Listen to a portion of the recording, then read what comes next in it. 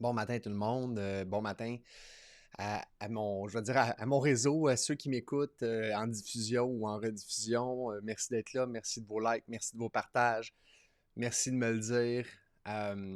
Si vous avez des idées, des sujets aussi que vous aimeriez qu'on aborde, juste me les écrire.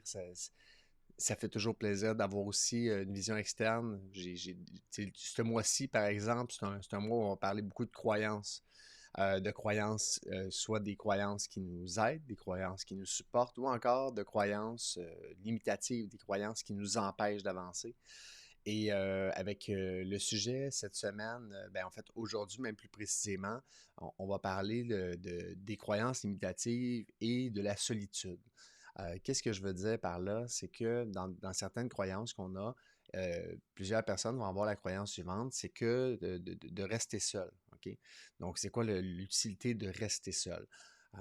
Bon, je ne parle pas de confinement, je parle pas de tout ce qui se passe là, actuellement là, au niveau actualité. Je pense que c'est assez bien défini, les règles sont très claires, mais qu'est-ce que je veux dire par rester seul? C'est que on a plusieurs personnes qui ont la croyance que de rester seul, c'est le seul moyen de se protéger. Et on peut être avec quelqu'un et quand même être seul. Donc là, il y a plusieurs choses qui s'installent à l'intérieur de ça.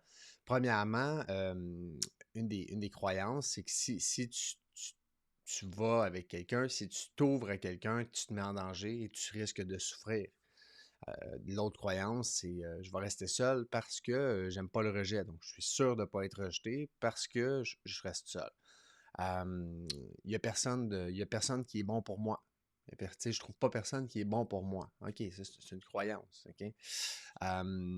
Et je vais vous parler aussi d'une histoire personnelle par rapport à ça.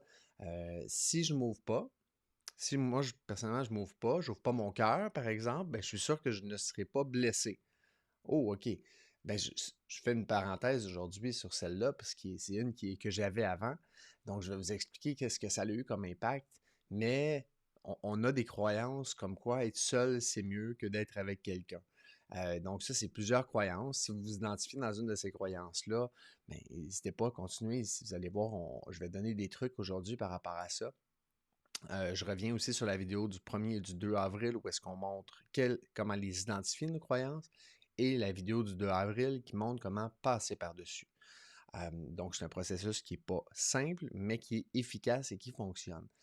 Donc, qu'est-ce que ça veut dire, tu sais, de rester seul? Bon, OK, je ne serai pas blessé. Si j'ouvre pas mon cœur, ben, j'ai eu très tôt dans mon apprentissage, une personne très proche de moi, pour ne pas le nommer, qui m'a dit, Jean-François, il dit: «Moi, la manière que je me suis protégé dans la vie, donc c'est mon mécanisme de défense, c'est que je me suis pas ouvert aux gens, je me suis pas ouvert ni à ma conjointe, je me suis pas ouvert à mes enfants, donc, de cette manière-là, ben, je suis sûr que je ne vais pas être blessé.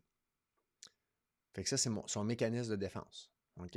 Donc, son mécanisme de défense, ben, il me l'a transmis. OK? Bon, qu'est-ce que ça veut dire? Ben, c'est un mécanisme de défense qu'on met en place. On s'en rend même des fois pas compte. Fait que là, quand on a une blessure, on dit non, moi, je ne veux plus vivre cette blessure-là. Donc, ma manière de me protéger de cette blessure-là, ben, ça va être de me fermer. Donc, de me fermer à mon entourage. On est là, on est présent, on a de l'air ouvert, mais à l'intérieur, il y a un blocage. À l'intérieur, c'est fermé. Et cette fermeture-là nous empêche de vivre, je vais dire, les pics émotifs. Fait que tu n'as plus le bon côté, puis tu n'as plus le mauvais côté. Tu es comme sur une ligne droite. Parce que ben, je veux dire, il se passe rien. Mais je dis ça en riant, mais c'est pas du tout drôle, mais il se passe rien. Tu n'as pas de pic positif, tu n'as pas de pic négatif. Tu vis juste comme avec des petits pics. Donc oui, tu t'évites d'avoir des blessures, mais tu t'évites de vivre des belles choses aussi. Et c'est une voie que malheureusement, mais j'ai empruntée. Et sans aller trop loin dans les détails de ma vie personnelle, parce que c'est pas ça l'objectif, mais juste pour vous dire, je, je, je, je relate, je sais c'est quoi de dire que de rester seul, puis de, tu sais, seul, comme je dis, j'étais bien entouré, là, j'avais beaucoup d'amis, j'avais une conjointe, les enfants, tu sais, tout le scénario là, qu'on s'imagine, le scénario parfait, là, OK? Mais quand t'es pas ouvert, mais qu'est-ce que ça fait? C'est qu'à l'intérieur, il y a une fermeture. Et cette fermeture-là amène à plusieurs choses négatives. Donc oui, on est protégé d'un bord, mais on ne vit pas non plus de l'autre. Donc, il y a des mécanismes qu'on peut mettre en place pour s'ouvrir. Il y en a plusieurs qui existent, mais premièrement, il faut identifier. Il faut s'identifier à ça. Si on n'identifie pas que c'est une pensée ou une croyance qu'on a, ben c'est peut-être que vous ne l'avez pas. Et bonne nouvelle, OK? Si vous l'avez, si vous êtes convaincu que la solution, c'est de rester seul et de ne pas s'ouvrir, ben je vous apprends aujourd'hui que c'est pas une voie qui est admirable, c'est pas une voie qui va faire en sorte que vous allez avoir, je vais dire, une bonne vie en général. Donc, oui, on évite les côtés négatifs, mais on n'a pas les côtés positifs. Donc, finalement, c'est comme si on est je vais dire ça, on est comme sur le cruise control de notre vie, hein. Et sur le cruise control, ben, on ne voit pas ce qui se passe, on n'admire pas, on n'a pas l'expérience de la vie, hein. Donc, je vous invite aujourd'hui, si vous avez cette croyance-là ou une de ces croyances-là par rapport à rester seul, c'est mieux, on se protège. Comme ça, on est sûr de ne pas être blessé. N'hésitez pas, vous pouvez écrire à soit une personne proche de vous, commencer à l'identifier, commencer à voir comment passer par-dessus cette croyance-là. Et si vous voulez avoir un coup de main supplémentaire, puis vous voulez en parler à quelqu'un, sachez que j'ai passé à travers ça, donc je sais c'est quoi. Sans nécessairement être un top expert sur les croyances limitatives, disons que de plus en plus je m'améliore et ça va me faire plaisir.